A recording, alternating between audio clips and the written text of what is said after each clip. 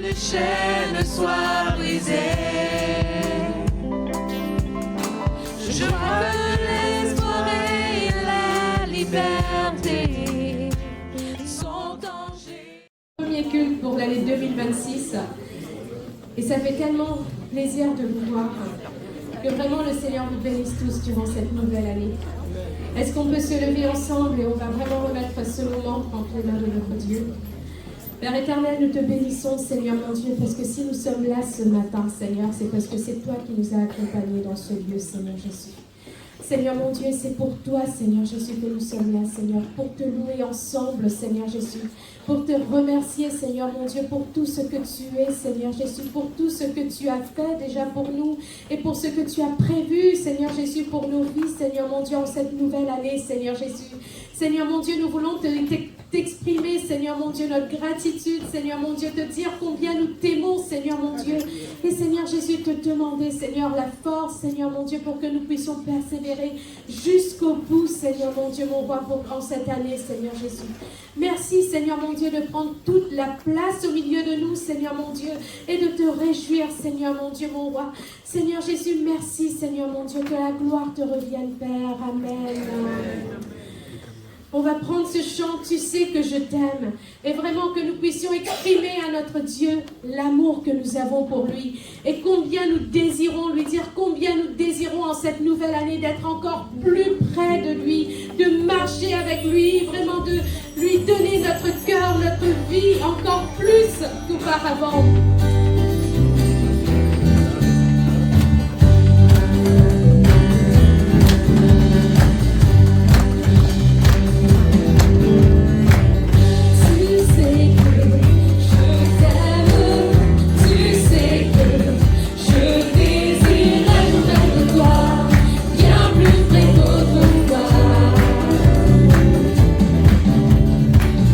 De mon cœur s'élève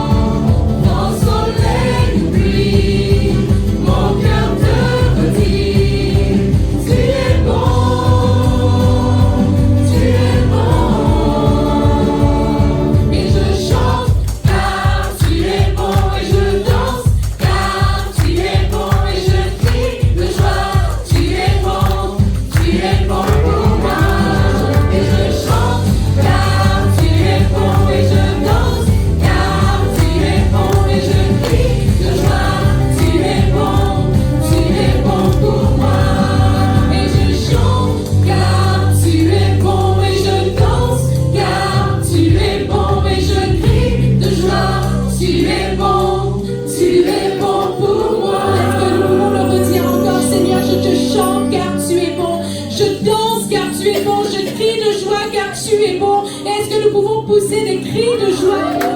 Et je chante car tu es bon et je danse car tu es bon et je crie de joie.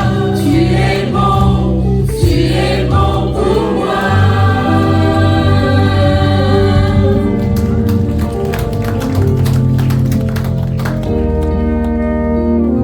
Oui, notre Éternel, notre Dieu est bon, il est bon, il est fidèle.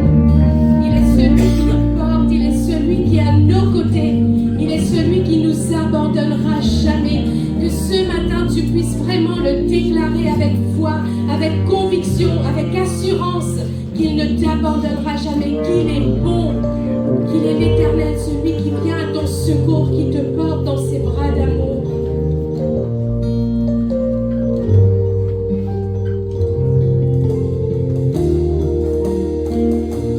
Tu es bon, bon, bon. Tu es bon, bon, bon. Tu es bon, bon, bon.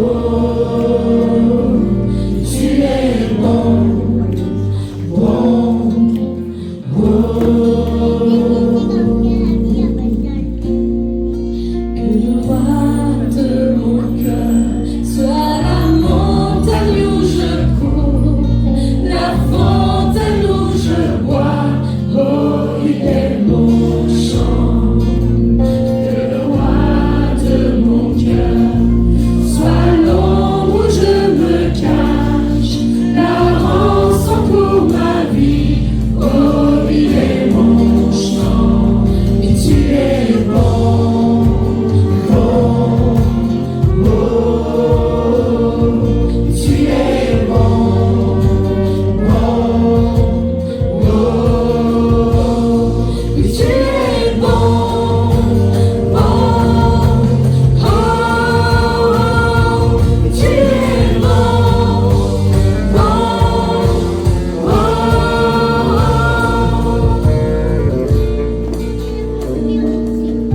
Que le roi de mon cœur soit le vent dans mes voiles et l'encre dans mes vagues. Oh, il est mon chant.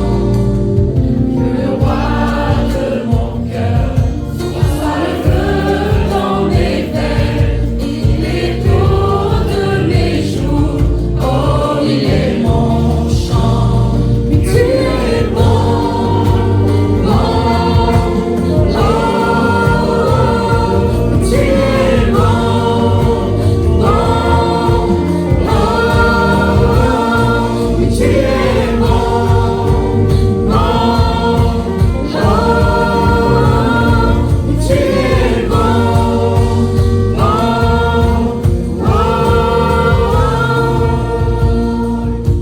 Tu ne m'abandonneras jamais. Tu ne m'abandonneras jamais. Tu ne m'abandonneras jamais. Tu ne m'abandonneras jamais. Ce matin, proclame que tu ne t'abandonneras jamais. Peu importe les situations, peu importe les circonstances qui sont là, Dieu ne t'abandonnera jamais. Tu ne m'abandonneras jamais. Tu ne m'abandonneras jamais. Tu es bon, bon.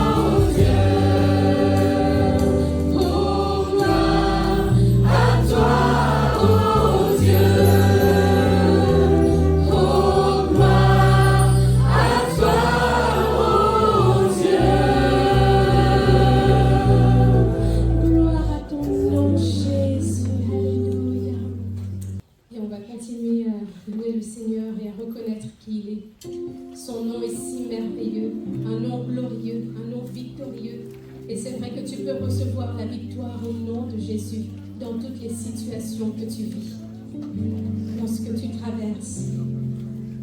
Le nom de Jésus est victorieux. Et si tu as Jésus dans ta vie, tu seras victorieux aussi.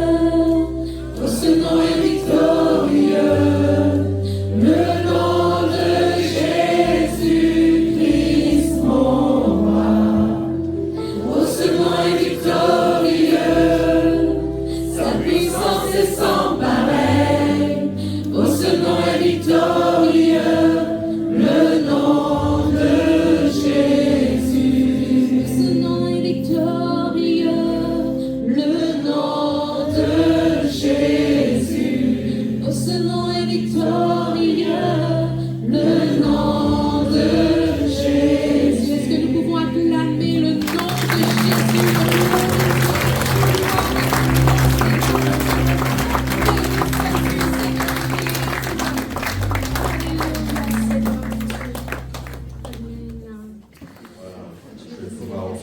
Commencer à partager la parole avec vous.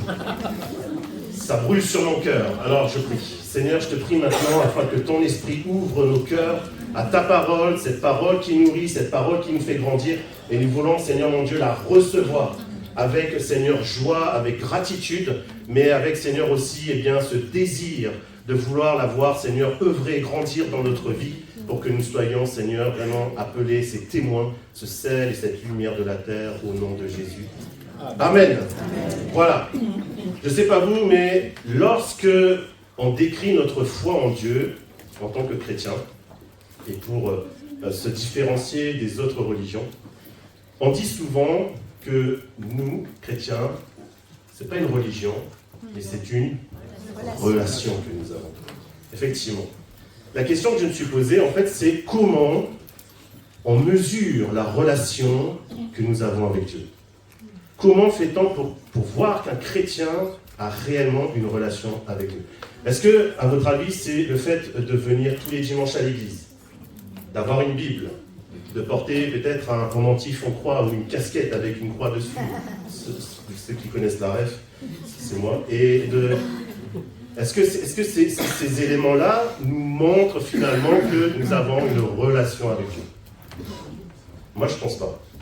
Ça a l'apparence d'un chrétien qui aurait une relation avec Dieu, mais ce ne sont pas du tout des éléments pertinents d'une réelle relation avec Dieu. D'ailleurs, une personne qui ne croit même pas en Dieu pourrait même acheter une Bible, venir un dimanche matin à l'église, porter une croix sur lui et ne voir aucune relation, ne croire même pas en Dieu. Mais ce qui va démontrer qu'un chrétien a une relation avec Dieu, c'est sa consécration à Dieu. Autrement dit, une vie consacrée à Dieu définit la relation que nous avons avec Dieu. Et malheureusement, ce qui est triste, eh bien, c'est que même en tant que chrétien, depuis de longues années, on peut venir tous les dimanches, prier, louer Dieu, on peut avoir une Bible à la maison, ne jamais prendre le temps de la lire, on peut crier quoi que ce soit, mais rien ne change dans nos vies. Et je dirais que c'est même encore plus triste qu'une personne qui ne croit pas en Dieu. Alors, en ces débuts d'année 2026, si je devais peut-être vous souhaiter, parce qu'une fois n'est pas coutume, chaque début d'année, on se souhaite les vœux, et je souhaite donc vous souhaiter les nôtres aussi avec Marie-Valérie et nos enfants, mais peut-être la chose la plus importante que j'aimerais vous souhaiter pour cette année, c'est vraiment que votre relation avec Dieu s'intensifie davantage dans la connaissance de qui est Dieu. Et ce, peu importe ce qui arrivera cette année, que vous puissiez tenir bon dans votre foi et dans votre relation avec Dieu. Ne laissez surtout pas les situations de votre vie briser ou envenimer votre relation avec Dieu. Ce mois-ci, tout le mois de janvier sera dédié à cette thématique qui est ma relation avec Dieu. Et pour cela, j'aimerais vraiment vous parler de la consécration en vous encourageant, en nous encourageant eh bien, à transformer notre relation en consécration. Et c'est le titre de mon message ce matin, c'est « Transformer notre relation en consécration ». Pour mener une vie consacrée à Dieu, il faut définir ce qu'est la consécration. Vous savez, la consécration n'est pas textuellement écrite dans le Nouveau Testament, mais il y a plusieurs versets qui en fait référence. Dans celui de Romains chapitre 12, et au verset 1 et 2, c'est l'apôtre Paul qui écrit cela. Il dit « Je vous exhorte donc, frères et sœurs, je rajoute et sœurs, par les compassions de Dieu, à offrir vos corps comme un sacrifice vivant, saint, agréable à Dieu, ce qui sera de votre part un culte raisonnable. Ne vous conformez pas au siècle présent, mais soyez transformés par le renouvellement de l'intelligence, afin que vous discerniez quelle est la volonté de Dieu, ce qui est bon, agréable et parfait. Amen. » D'après la description de Paul ici, la consécration, c'est donc offrir son corps comme un sacrifice vivant, saint, agréable à Dieu. Mais ça veut dire quoi, ça, concrètement? Ça veut dire quoi d'offrir son corps? On lit ça, mais qu'est-ce que ça veut dire? Alors je me suis permis de peut-être paraphraser ce que Paul dit et l'actualiser avec nous aujourd'hui. Ça pourrait donner ceci.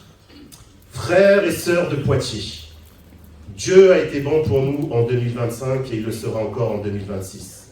Pour cette raison, prenons nos vies de tous les jours, de notre réveil à notre coucher. Prenons nos repas, nos trajets et notre routine du lundi au dimanche, de janvier à décembre et offrons-les à Dieu. C'est le sacrifice qui lui plaît. Voilà le vrai culte que nous devons lui rendre.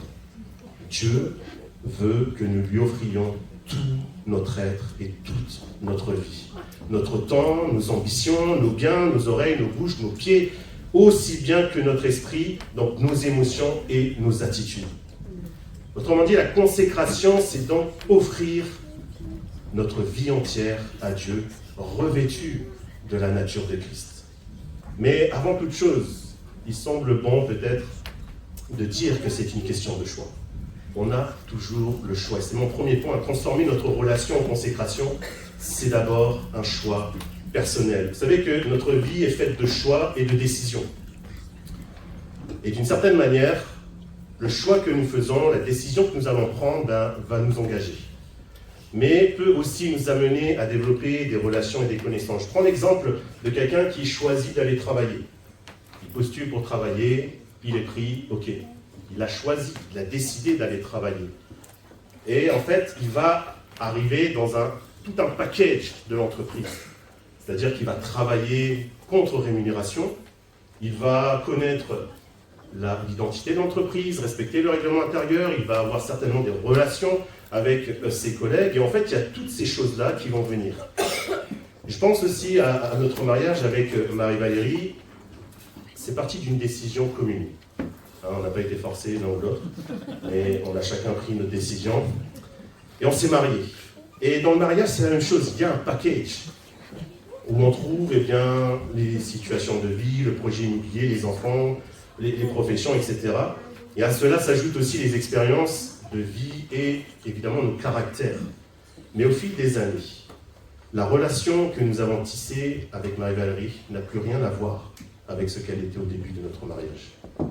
Ça va faire cette année 14 ans que nous sommes mariés et ça n'a rien à voir avec les débuts. Notre relation, en fait, s'est embellie, s'est affermie et elle est encore en construction, mais au fil des années, au gré des années, elle s'est vraiment fortifiée, je dirais. En acceptant Christ comme sauveur, c'est aussi accepter le package. Et j'ose le dire, c'est aussi accepter un package que représente l'œuvre de la croix. Cela nous amène donc à avoir et développer une relation avec Dieu. La Bible nous dit que Jésus est venu nous réconcilier avec Dieu le Père. Ça nous amène aussi à avoir une vie nouvelle en Christ, en manifestant son caractère et mener une vie qui lui soit consacrée. C'est le processus logique d'une personne qui se convertit. Paul dira aux Corinthiens, si quelqu'un entre en communion vivante avec le Christ, il devient un homme nouveau.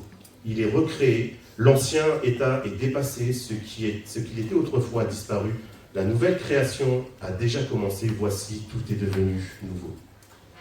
Et dans notre vie chrétienne, vous savez, je pense qu'on est tous pareils, mais on veut plus de miracles. On veut plus de prodiges, on veut plus de guérisons, on veut plus de manifestations de la part de Dieu. On veut voir des choses extraordinaires, mais sans consécration.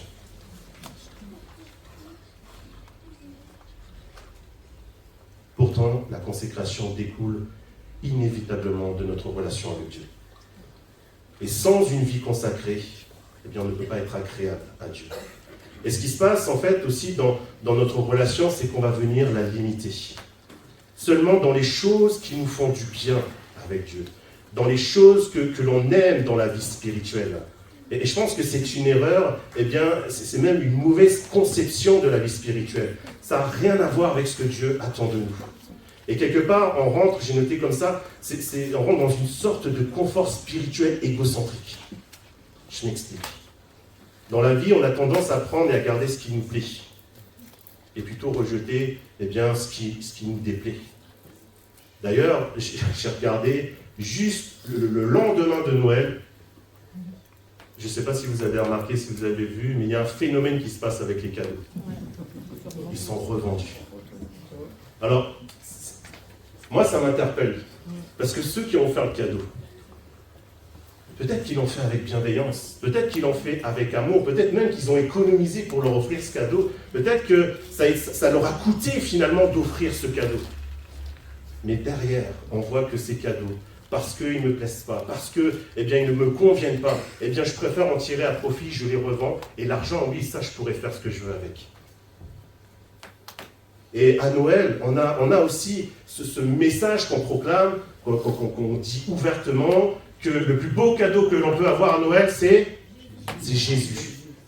Mais est-ce que Jésus est toujours dans notre quotidien?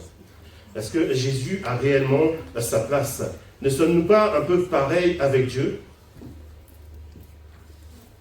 et avec ces cadeaux qui ont été revendus? Est-ce que nous l'expérimentons, cette vie en Christ, chaque jour de notre vie? Est-ce que dans le package de l'œuvre de la croix, je prends juste cette relation qui me plaît avec Dieu, c'est-à-dire toutes les bénédictions qu'il peut m'offrir, sa bonté, sa paix, sa joie qu'il peut me procurer? Ou est-ce que je prends aussi la consécration? Une vie consacrée, une vie où je vais te demander pardon. Je vais me faire petit pour que Dieu grandisse. Je vais aimer mon ennemi, je vais mourir à moi-même. Et souvent, non. Pourquoi? Parce que c'est trop difficile. Et finalement, on rentre un peu dans ce confort spirituel égocentrique. On préfère les choses qui sont bonnes de Dieu, mais lorsque ça demande un sacrifice, lorsque ça demande ça coûte à nous, là on ne veut plus. Parce qu'on est attiré par ce que nous aimons plutôt que ce qui nous déplaît. Or, dans l'œuvre de la croix de Christ, il y a aussi bien la relation qu'une vie consacrée. Accepter Jésus dans sa vie, c'est beaucoup plus qu'une relation avec Dieu, c'est la consécration de notre vie entière. Jésus n'est pas mort et ressuscité seulement pour que nous puissions jouir de ses bienfaits, mais aussi et surtout pour que nous puissions mener une vie qui lui soit entièrement consacrée.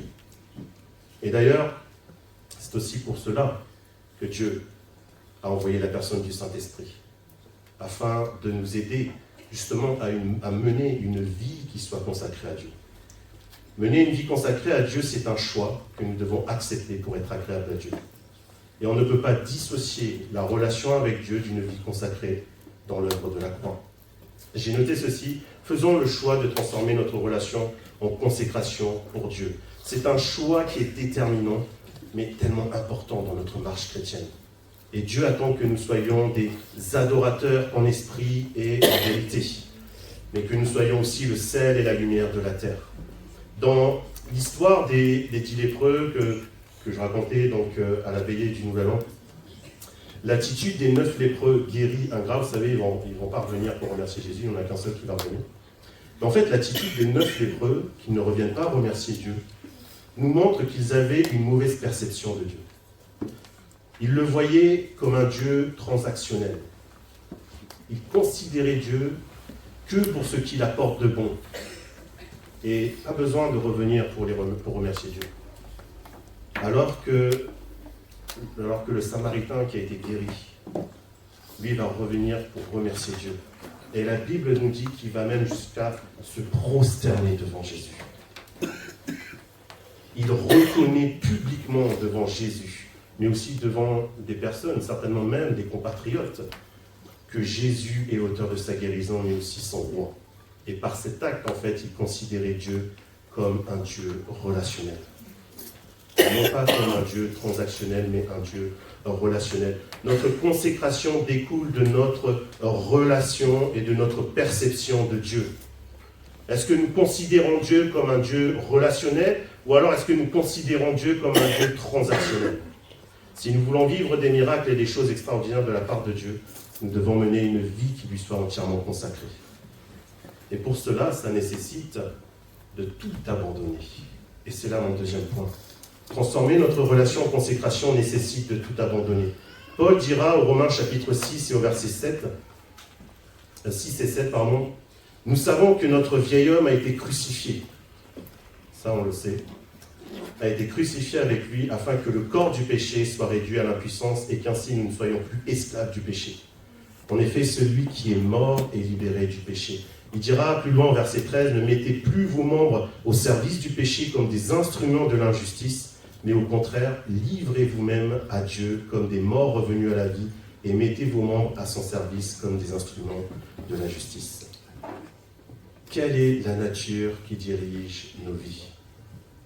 Est-ce l'ancienne nature, dominée par le péché, qui nous maintient dans l'orgueil, l'insatisfaction, la culpabilité, la honte?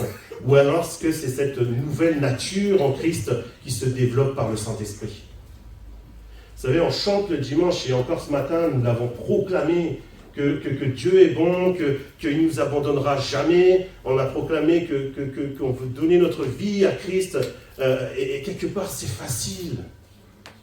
C'est vrai, c'est facile, on est entre nous. On est à côté d'un frère, d'une sœur qui fait la même chose et c'est tellement bon. Je ne dis pas que c'est pas bon, mais c'est tellement facile de pouvoir célébrer, de pouvoir adorer Dieu, d'avoir un message, d'avoir les prières, d'avoir les louanges, la musique. Il y a toute une atmosphère qui est là pour justement réjouir notre cœur dans l'adoration et la louange. On proclame aussi Jésus prend la place, prend toute la place.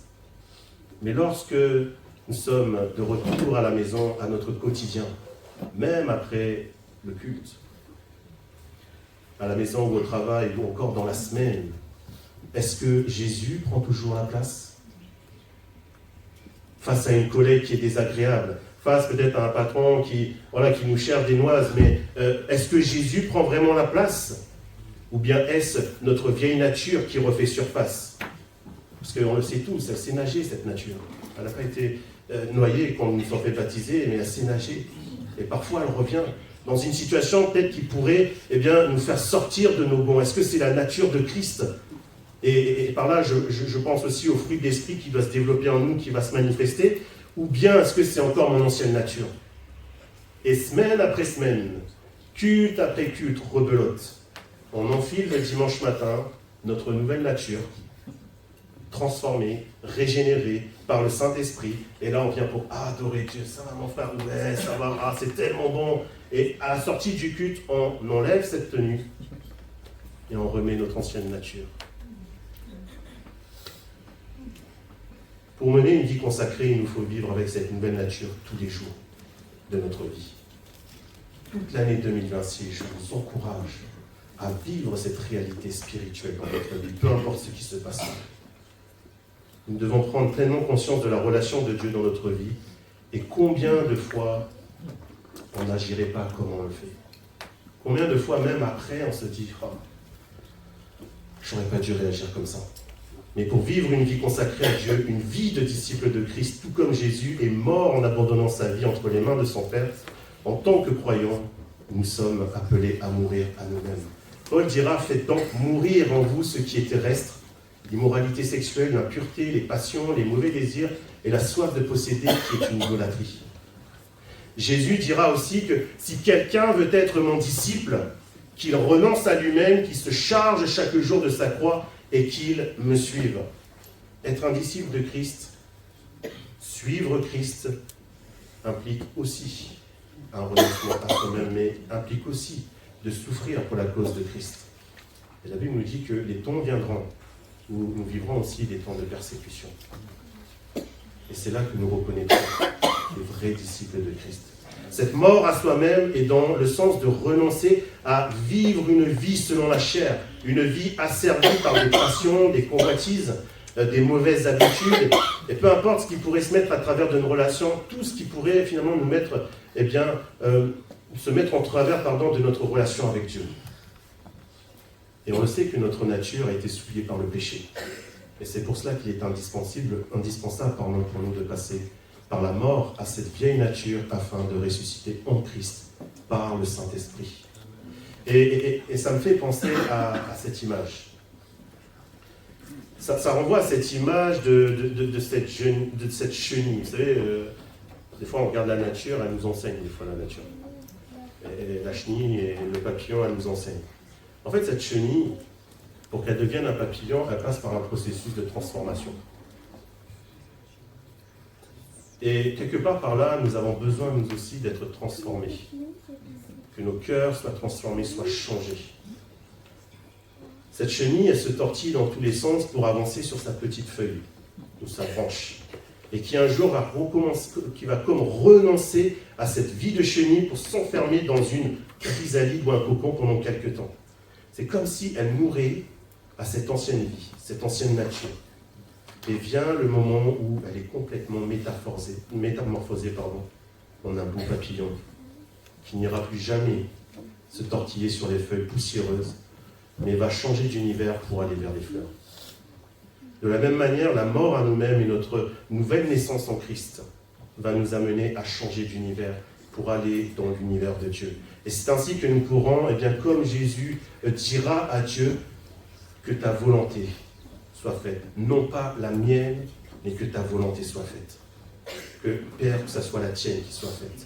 Et Paul dira, mais ces choses qui étaient pour moi des gains, je les ai regardées comme une perte à cause de Christ. Et même je regarde toutes choses comme une perte, à cause de l'excellence de la connaissance de Jésus-Christ, mon Seigneur, pour lequel j'ai renoncé à tout, je les regarde comme de la boue, afin de gagner Christ.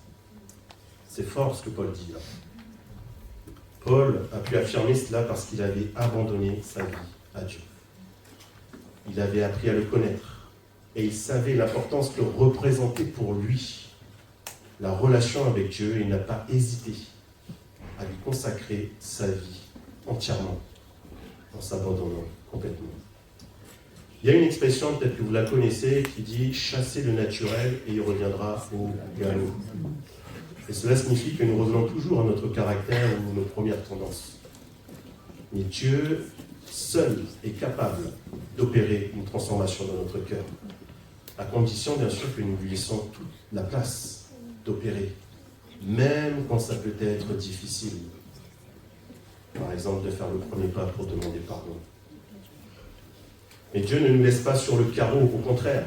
Il a envoyé le chirurgien par excellence qui soit capable d'opérer ce changement en nous. Une opération divine, c'est le Saint-Esprit qui habite en nous. Et la Bible déclare que nous sommes le temple du Saint-Esprit. Il est en nous, ce chirurgien. Alors laissons-le agir, laissons-le opérer dans chaque recoin de notre vie. Paul dira, ne vous conformez pas au siècle présent, mais soyez transformés par le renouvellement de l'intelligence, afin que vous discerniez quelle est la volonté de Dieu, ce qui est bon, agréable et parfait. Je reviens sur la chenille. La chenille qui se transforme en papillon, ce n'est pas une nouvelle personne. Je veux dire, c'est toujours le même insecte, en fait. Elle n'a pas changé de cerveau, c'est toujours le même. Elle subit juste une transformation. Et lorsque Dieu nous transforme, nous sommes toujours la même personne. Avec nos souvenirs, nos pensées, notre intelligence, ça ne change pas, mais nous sommes revêtus de la nature de Christ. Et c'est cette nature qui peut justement nous aider chaque jour, avec l'assistance du Saint-Esprit, nous aider à abandonner tout ce qui peut faire obstacle à notre consécration pour Dieu. La chenille, si elle veut découvrir de nouveaux paysages, elle a intérêt à se transformer en papillon. Sinon, toute sa vie, elle va ramper. Manger des feuilles, être sur cette branche, voilà. Mais tant qu'elle ne subit pas cette forme de transformation, elle sera privée de découvrir de beaux paysages, de nouveaux pays, de nouvelles fleurs, etc., de découvrir autre chose. Et ce que je veux dire par là, c'est que si nous voulons voir de nouvelles choses avec Dieu, nous voulons voir Dieu accomplir des miracles dans nos vies, vivre une vie nouvelle, voir la main de Dieu agir dans notre vie, il est nécessaire que nous puissions passer par ce processus de transformation et de régénération. Autrement dit, d'avoir une vie consacrée à Dieu. Ne nous contentons pas de la relation que nous avons actuellement, mais désirons plus avec Dieu. Transformons notre relation en consécration en s'abandonnant complètement à Dieu. Enfin, pour mener une vie consacrée à Dieu, cela nous amène donc à manifester le caractère de Christ, mais aussi à être participants à l'œuvre de Dieu. Et c'est mon troisième et dernier point. Transformer notre relation en consécration, c'est être au service de Dieu. Le principe de la consécration, on le trouve dans l'Ancien Testament, notamment avec la famille d'Aaron et ses fils. Et il est intéressant en fait de noter que c'est l'Éternel qui va parler à Moïse pour lui demander de les consacrer à lui. Ce n'est pas Aaron et ses fils qui vont prendre la décision de se consacrer à l'Éternel, c'est l'Éternel, c'est Dieu qui choisit et qui ordonne à ce que cette famille le serve. De la même manière, c'est Dieu qui nous consacre à lui, en vue de son service au travers de Jésus-Christ. Parce que le sacrifice de Jésus est parfait et il nous rend agréables et justes devant Dieu. C'est-à-dire que lorsque nous sommes à Jésus, lorsque nous acceptons Jésus comme notre Sauveur, comme notre Maître, que nous choisissons de suivre ses voies, son enseignement, Dieu, il voit Christ en nous. Et ça, c'est un sacrifice parfait, agréable à Dieu. Notre vie dégage un parfum de bonne odeur, ce parfum du sacrifice de Jésus. Et c'est la raison pour laquelle nous sommes un sacrifice vivant pour Dieu. Dieu nous a choisis non pour être des acteurs ou des consommateurs, il nous a choisis pour être des acteurs, mais pas des consommateurs. Autrement dit, il nous rend participants de son œuvre. Et on voit dans la vie de Paul que dès qu'il a la révélation de Jésus sur le chemin de Damas, la vie de Paul a complètement été bouleversée. Et il va décider littéralement de se mettre au service de Dieu. Lui qui était appelé Saul de Tarse, connu pour martyriser, emprisonner les chrétiens, mais depuis qu'il a reçu Christ, depuis que Christ est entré dans sa vie, il est devenu un fidèle serviteur de Dieu. Et Paul, on lui doit quand même la moitié du Nouveau Testament. C'est pas rien. Toute sa vie a été dédiée, consacrée à l'œuvre de Dieu, que ce soit dans toutes les situations qu'il a pu vivre. Et il saura même dire, pour vous montrer à tel point, c'était quelque chose qui était dans sa chair, qui était imprégné en lui. Je sais vivre dans l'humiliation et je sais vivre dans l'abondance, en tout et partout. J'ai appris à être rassasié et à avoir faim, à être dans l'abondance et à être dans la disette. Et il savait sur qui il pouvait s'appuyer. Je puis tout par celui qui me fortifie. Ce dernier verset de l'apôtre Paul nous montre à quel point il considérait Dieu, non pas comme un Dieu transactionnel, mais un Dieu relationnel. Il savait puiser sa force dans le Seigneur. Il savait que ce dont il avait besoin pour mener une vie agréable à Dieu se trouvait en Jésus. Même en prison, il continuait à servir Dieu. Et si Dieu nous appelle à le servir, eh bien, il nous donne aussi le moyen d'accomplir ses œuvres par la personne du Saint-Esprit. Alors la question qu'on peut se poser ce matin, c'est quelle est notre réponse à l'appel de Dieu ? Même si Paul avait reçu un appel particulier, nous ne sommes pas pour autant mis de côté. La moisson est grande, mais il y a peu d'ouvriers. Et nous sommes tous ouvriers, les uns les autres. Tous engagés dans la moisson de Dieu.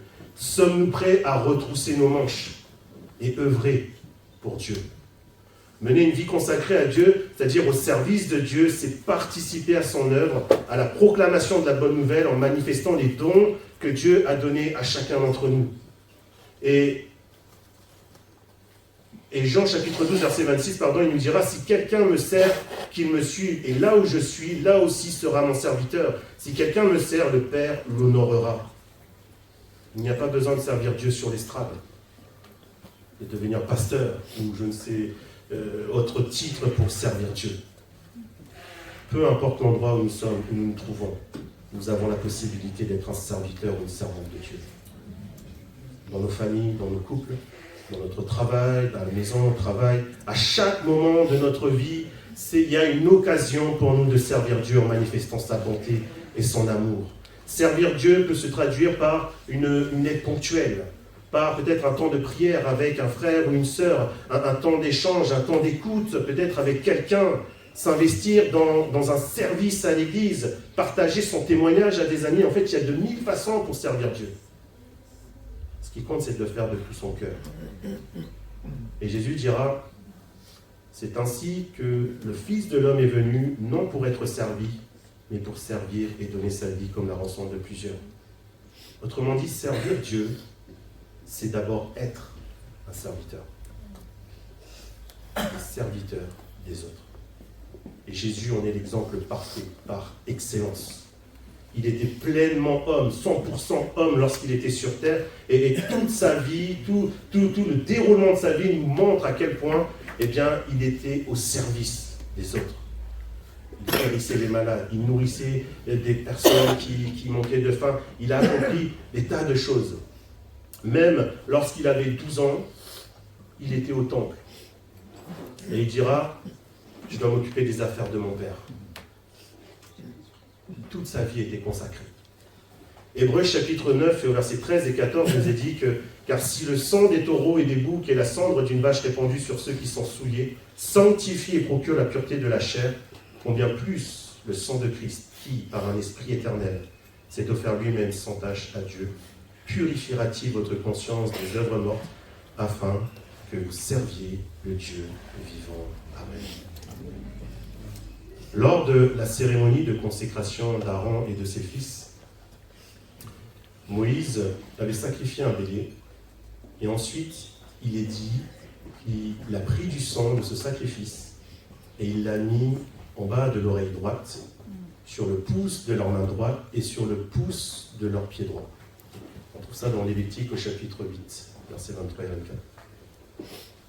Et le fait que ça soit que le côté droit, je dirais que c'est quelque part prophétique de l'œuvre de la croix. Jésus, il va incarner le sacrifice ultime, parfait, sans tache, agréable à Dieu. Et cela correspond aujourd'hui bien à la position de Jésus, vainqueur de la mort et ressuscité. La Bible nous dit qu'il est à la droite du Père et qu'il intercède pour chacun de nous. Le sang sur les oreilles, leurs mains, les pieds, voulait dire qu'ils étaient entièrement consacrés à Dieu.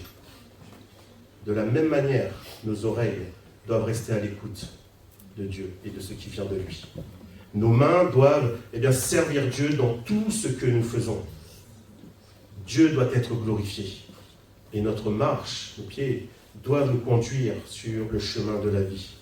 Nous devons marcher dans la droiture, la vérité, marcher pour Dieu. C'est une vie consacrée et dédiée au service de Dieu. Servir Dieu est le plus grand honneur de notre vie. C'est une chose merveilleuse de savoir que notre âme est sauvée, et ça c'est bon, on aime se le redire, nous sommes sauvés, ça fait du bien, mais c'est encore une chose plus merveilleuse d'avoir part au service de Dieu. Alors ne restons pas insensibles à l'appel de Dieu pour le servir, mais transformons notre relation en consécration pour servir Dieu. Amen. Je termine avec ceci, en conclusion. Choisis aujourd'hui de transformer ta relation en consécration en décidant de tout abandonner au Seigneur afin d'être un instrument utile entre ses mains dans son service. Paul, et je remets le verset, nous dit « Je vous exhorte donc, frères, par les compassions de Dieu, à offrir vos corps comme un sacrifice vivant, saint, agréable à Dieu, ce qui sera de votre part un culte raisonnable. Ne vous conformez pas au siècle présent, mais soyez transformés par le renouvellement de l'intelligence, afin que vous discerniez quelle est la volonté de Dieu, ce qui est bon, agréable et parfait. Amen. Amen. Alors que 2026, soit l'occasion d'être pour chacun de nous, d'être reconnaissant envers Dieu pour tout ce qui va prendre place durant ces prochains jours, ces prochains mois. Mais c'est aussi l'occasion de mener une vie qui soit consacrée entièrement à Dieu. Peu importe ce qui se passera. Tenons ferme dans les bontés de Dieu. Faisons la différence dans notre société. Soyons des témoins qui reflétons le caractère de Christ en marchant selon sa conduite, en marchant selon l'inspiration du Saint-Esprit. Car avec Dieu, il y a encore plus à vivre. Amen. Je vous invite à la prière. Seigneur, merci pour ta parole, Seigneur, ce matin, qui nous encourage, Seigneur, mon Dieu, à mener une vie qui te soit entièrement consacrée. Seigneur, nous voulons être vraiment ces disciples qui te suivons. Seigneur, nous sommes conscients, Seigneur, de ton sacrifice à la croix, de cette grâce que tu nous fais d'avoir cette relation avec Dieu le Père. Mais combien encore, Seigneur mon Dieu, nous voulons placer toute cette année, Seigneur mon Dieu, dans chacune de nos vies, afin qu'elle soit, Seigneur mon Dieu, que notre relation avec toi puisse se transformer en consécration. Seigneur, tu connais nos cœurs, tu connais nos vies. Tu sais ce dont, Seigneur mon Dieu, nous avons besoin, et tu pourvois chacun de nos besoins, tu pourvois même au-delà. Mais Seigneur, je te prie afin que vraiment ton esprit, Seigneur, puisse prendre encore plus de place dans nos vies et dans nos cœurs. Que tu nous accordes, Seigneur mon Dieu, encore cette grâce, Seigneur mon Dieu, de pouvoir être ces témoins, là où nous sommes, là où nous nous trouverons durant cette année. Que, Seigneur, nous ne perdions pas une occasion, Seigneur mon Dieu, de te servir. Que ce soit dans notre quotidien, que ce soit au travail, à la maison, peu importe. Mais que nous soyons toujours, Seigneur mon Dieu, avoir ce cœur, Seigneur mon Dieu, de serviteur pour toi. Merci parce que tu ne t'es pas donné, Seigneur mon Dieu, à moitié sur cette croix, mais tu t'es donné entièrement. Tu as sacrifié ta vie entière.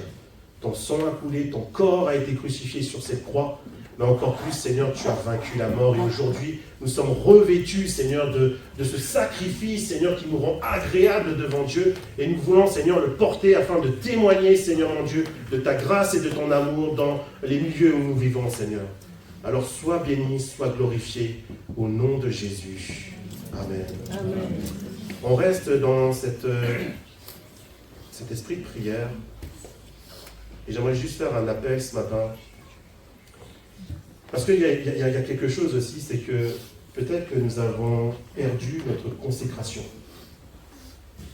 Et pour quelques raisons, peu importe la situation. Peut-être que vous étiez déjà dans une vie qui était consacrée à Dieu, mais il y a une situation qui est venue et qui vous a refroidi, qui vous a fait perdre votre consécration. J'aimerais ce matin vous dire qu'il n'est jamais trop tard. Faites appel au renouvellement de votre engagement envers Dieu. Rien n'est perdu et il n'est jamais trop tard avec Dieu. Demandez-lui pardon de tout votre cœur, débarrassez-vous de tout ce qui peut faire obstacle à la consécration, mais choisissez aujourd'hui de transformer votre relation en consécration, afin que vous puissiez être une source de bénédiction, une source de témoignage là où vous vous trouvez. Et peut-être que ce matin, vous avez cette relation, mais vous n'avez jamais pensé à cette dimension de consécration.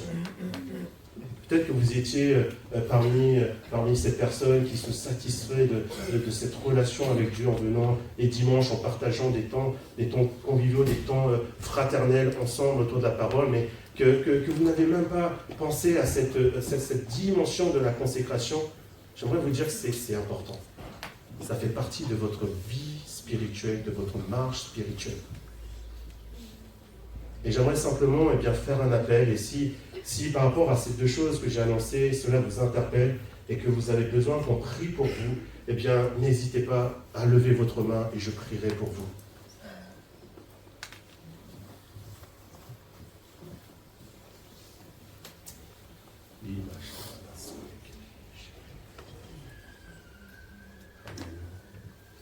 Je vois vos mains, mais encore plus, il voit vos cœurs. Seigneur, je t'apporte, Seigneur mon Dieu, tous mes frères et sœurs, Seigneur mon Dieu, qui ce matin ont levé leurs mains, Seigneur, devant toi. Je te prie, Père éternel, de les visiter par l'action de ton esprit. Seigneur, viens renouveler les pensées, viens renouveler, Seigneur, l'état de cœur, afin que tu puisses prendre toute la place, non pas seulement, Seigneur mon Dieu, lorsque nous vivons des temps fraternels, mais tous les jours. Donne à mes frères et sœurs, Seigneur mon Dieu, de puiser leur force en toi. Seigneur, ils choisissent ce matin, Seigneur, de te consacrer leur vie. Alors, Père, étends ta main sur leur vie. Viens encore, Seigneur, mon Dieu, les aider, Seigneur, à mener cette vie, à abandonner tout ce qui n'est pas à toi, tout ce qui ne te glorifie pas. Seigneur, mon Dieu, agis et vraiment convainc, Seigneur, mon Dieu, encore de ton amour, de ta présence et de ta paix, Saint-Esprit. Étends ta main, Seigneur, mon Dieu, aussi peut-être sur mes frères et sœurs qui ont perdu cette vie de consécration. À cause d'une situation, je te prie de les renouveler, Seigneur mon Dieu, afin, Seigneur mon Dieu, qu'ils puissent être à ton service, être guidés et inspirés par toi. Merci parce que tu ne laisses jamais quelqu'un, Seigneur, sur le côté, mais tu le ramènes toujours dans ta bergerie. Alors manifeste, s'il te plaît, mon Dieu, ta grâce et tes bontés dans la vie de mes frères et sœurs, au nom de Jésus. Amen. Amen. Voilà, que Dieu vous bénisse, que Dieu vous encourage. J'invite le groupe de louanges peut-être à revenir. Mais que vraiment cette année soit vraiment une année où vous allez expérimenter encore quelque chose de nouveau dans votre relation avec Dieu. Vraiment. Et je l'avais annoncé la soirée du Nouvel An, mais gardez aussi cet état de reconnaissance envers Dieu. Peu importe ce qui va prendre place cette année, peu importe si vous allez vivre un temps difficile, un temps peut-être moins difficile, mais gardez cette reconnaissance. La Bible nous enseigne que nous devons rester reconnaissants envers Dieu, peu importe les situations.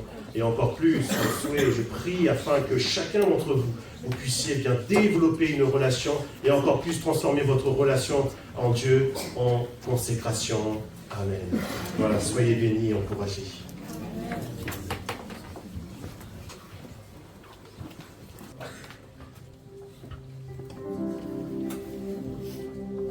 Pour terminer ce moment, je vous invite vraiment à proclamer le nom de Jésus sur vos vies, sur vos cœurs, sur vos pensées.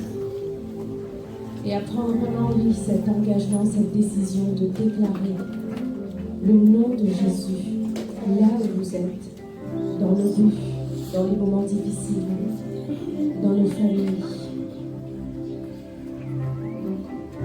Je veux proclamer le nom de Jésus sur nos cœurs et sur chaque pensée. Car je sais que la paix est dans ta présence, en toi Jésus.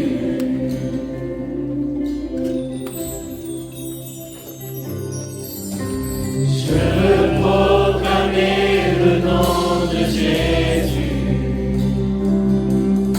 jusqu'à ce que les chaînes soient brisées.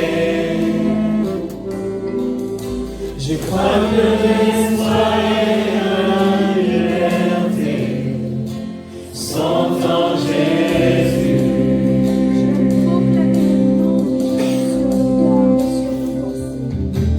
Je veux proclamer le nom de Jésus sur nos cœurs et sur chaque pensée. Car je sais que la paix est dans ta présence, en toi Jésus.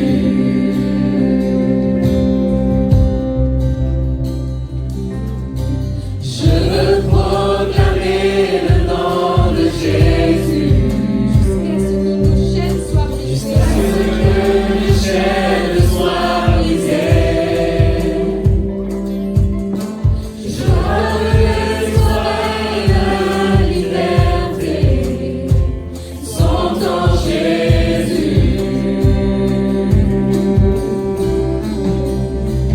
Ton nom est puissant et ton nom guérit. Ton nom est vie. Tu brises les chaînes, tu perces la nuit, consumes tout. Ton nom est puissant et ton nom guérit. Ton nom est vie. Tu brises les chaînes, tu perces la nuit, consumes tout.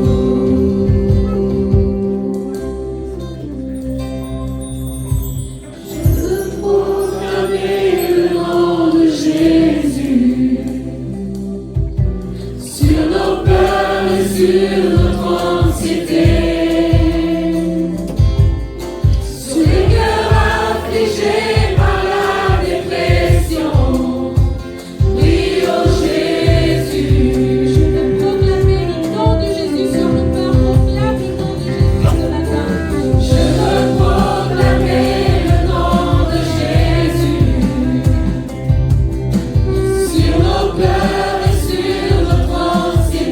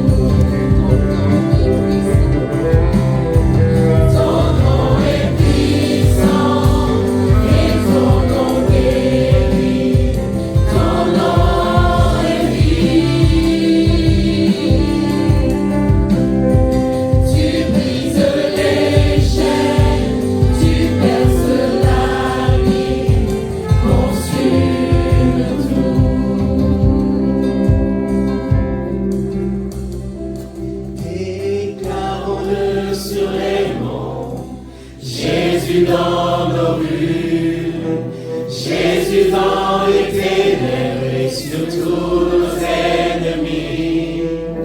Jésus sur nos familles, proclamons son saint nom. Jésus.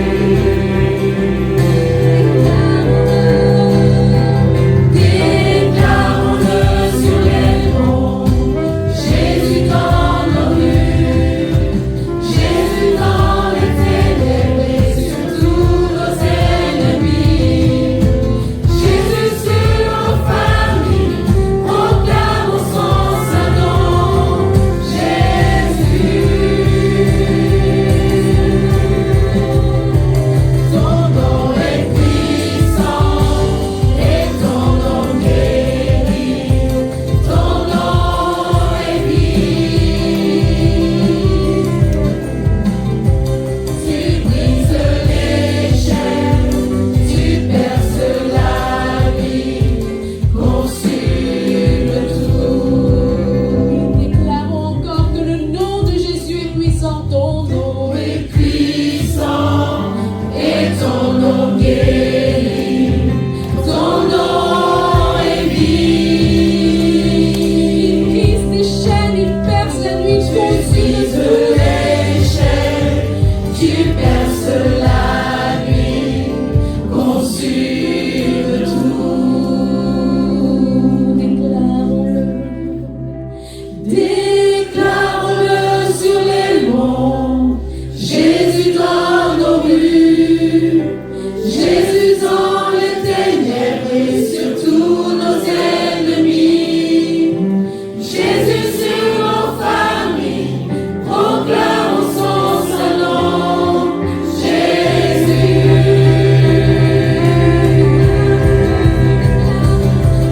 Déclarons-le sur les monts. Jésus dans nos rues. Jésus dans les ténèbres et sur tous nos ennemis. Jésus sur nos familles, proclamons son saint nom.